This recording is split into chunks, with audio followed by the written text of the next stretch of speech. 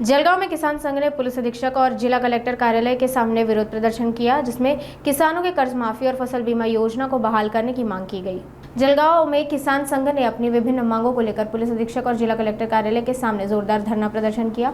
किसानों का कहना है कि महायुति सरकार ने अपने चुनावी घोषणा पत्र में किसानों को संपूर्ण कर्ज माफ करने का वादा किया था, लेकिन अब तक इस पर कोई ठोस कदम नहीं उठाया गया, जिससे किसानों के साथ धोखा हुआ है। किसान संघ ने सरकार के खिलाफ धोखाधड़ी का मामला दर्ज करने की मांग की है। इसके अलावा किसान संघ ने सरकार द्वारा फसल बीमा योजना में किए गए बदलावों को लेकर भी नाराजगी व्यक्त की और इसे बहाल करने की मांग की। किसानों ने बेमौसम बारिश के कारण हुए नुकसान और पंचनामा तुरंत कराने की भी मांग की, ताकि उन्हें उचित मुआवजा मिल सके।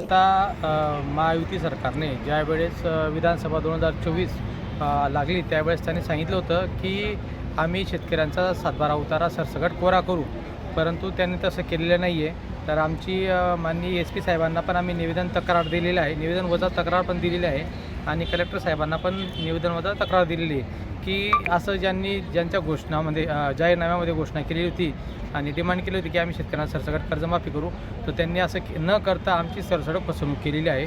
तरी आमची शासनाला आणि प्रशासनाला मागणी आहे की ज्यांनी आमची फसवणूक केलेली आहे यांच्यावरती फसवणुकीचा गुन्हा दाखल करण्यात यावा, ही आमची प्राथमिक आणि पहिली मागणी केलेली आहे। दुसरी मागणी जी आहे की जो 1 रुपयाचा प्रधानमंत्री पीक विमा योजना जी होती तिला महाराष्ट्र शासन गुंडाळण्याच्या मार्गावरती आहे, त्याच्यामध्ये त्यांनी थांबवलेलं आहे आणि आमचं असं म्हणणं आहे की ते न थांबवता जे पूर्ववत जे चालू होतं तेच चालू द्यावं।